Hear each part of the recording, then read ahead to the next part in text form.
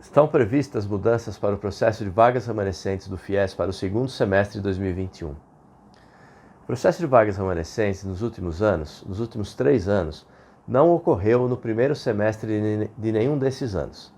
Tem sempre ocorrido no segundo semestre. E a característica dele, a cada processo, é uma regra diferente. Muda uma coisinha aqui, uma coisinha ali, mas ele tem privilegiado os estudantes que são os primeiros a serem contratados, os primeiros a se inscreverem. O primeiro que se inscreveu consegue aquela vaga e garante.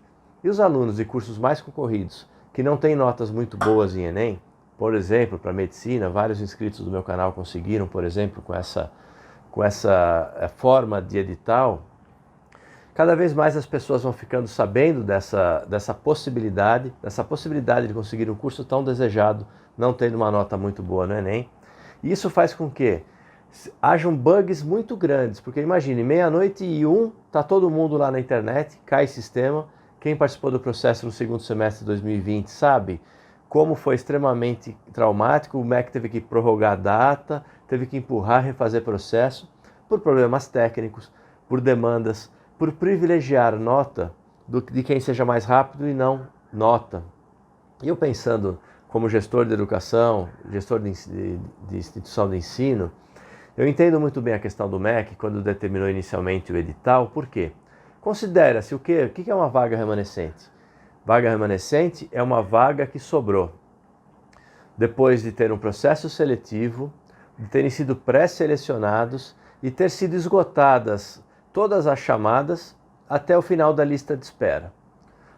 Somam-se todas as vagas que sobraram e aplica-se para o novo processo de vagas remanescentes, que teoricamente seriam vagas pouco concorridas. Mas como tem estudantes que demoram às vezes entram numa faculdade desejada, mas é do Oiapoque, ele mora no Chuí, ele não quer. Como tem gente que não tem o dinheiro para pagar a parte não financiada, não cancelam aquelas vagas dos cursos mais desejados, elas acabam ficando disponíveis para o processo de vagas remanescentes. E aí privilegiava os primeiros inscritos no momento. Então vocês imaginem a pressão que MEC, porque apesar dele falar que ele não tem responsabilidade por dificuldades técnicas, por se a internet cair, apesar de tudo isso, não duvido que haja muita demanda de reclamações, de processos, tudo contra o MEC por conta dessa metodologia. E observando que isso tem sido aumentado a cada vez mais, a ponto de eu vejo vários inscritos do meu canal dizendo o seguinte: quando é que começa vagas remanescentes antes de sequer abrir esse processo regular? Porque os estudantes percebem já que com uma nota lá de 500, 600 pontos, eles não têm nenhuma possibilidade de conseguir cursos de medicina. É muito raro alguém conseguir com uma nota desse tipo. E aí quando você começa, provavelmente alguém conseguiu, depois fala para alguém, é assim, tenta vagas remanescentes, já ficam com essa expectativa desse processo. Basta vocês verem nas perguntas do meu canal, as pessoas antes de qualquer coisa já estão querendo saber quando é que vai ser o processo de vagas remanescentes. O quê? Semestre passado, o ano passado, nessa época, mais ou menos eu cravei que não acreditava que iria haver vagas remanescentes. Porque os processos, eles vão adiando. Atrasa, dá um problema aqui, dá um problema ali. Aí fica muito tarde para ele começar o ano e acaba sendo mais vantajoso que aquele recurso o governo use para o processo referente ao segundo semestre. Esse ano, apesar do MEC, dou parabéns ao MEC de ter antecipado esses processos, ter antecipado os postergados, etc., e não esqueceu certamente de quem se forma em 2020, porque eu acho que separou uma verba para esses formados, baseado em estatísticas, como eu achei que poderia acontecer, deve ter sido feito isso. Quem quiser, veja aquele meu vídeo que eu falei tudo sobre o FIES, o vídeo mais completo sobre financiamento estudantil. Então, o MEC, nesse sentido, como vai ter o primeiro processo, as vagas, a lista de espera vai andar até 18 de março, depois vai ter o processo da segunda edição do FIES, que é para quem é formado em 2020, e o processo de vagas remanescentes, que ele é exclusivo. Primeiro, não é exclusivo, ele dá oportunidade para quem? Para quem não entrou em nenhuma das 3 opções, de até 3 opções que escolheu. Dá a opção de alguém escolher uma outra opção nesse momento. Ele dá a opção para quem perdeu o prazo de inscrição do FIES, o regular, poder recorrer ao processo de vagas remanescentes. Por isso que não deveria ser comum alguém perguntar agora para mim se vai ter o processo de vagas remanescentes ou não, porque ainda está no processo da inscrição regular. Portanto, cabe a inscrição neste momento, agora. Agora, vale ressaltar o seguinte: existe a lei do FIES, que é lá de 2001, existe uma série de portarias como a 535 que fala de transferências, as regras que mudaram também. O MEC vem fazendo ajustes para deixar o processo mais justo, mais honesto e privilegiar a meritocracia, ou seja, a nota do Enem junto com renda. E é assim que tem funcionado o FIES. Porque se você tem renda acima de 3 salários mínimos, teoricamente você teria um pouco mais de condição financeira de pagar pelas mensalidades escolares. Então ali ele filtra pela renda e depois pela meritocracia das notas, ou seja, ele está usando a situação tanto a econômica quanto a situação do mérito das notas. Então, apesar de haver a lei, as portarias, os editais, todo o processo existe o seu edital específico. E foi adiantado aqui por uma inscrita do meu canal, a Daiane, que eu agradeço, que ela me antecipou se eu já estava sabendo e eu fui pego de surpresa. Essa notícia é de hoje, dia 26 de janeiro, saiu no G1.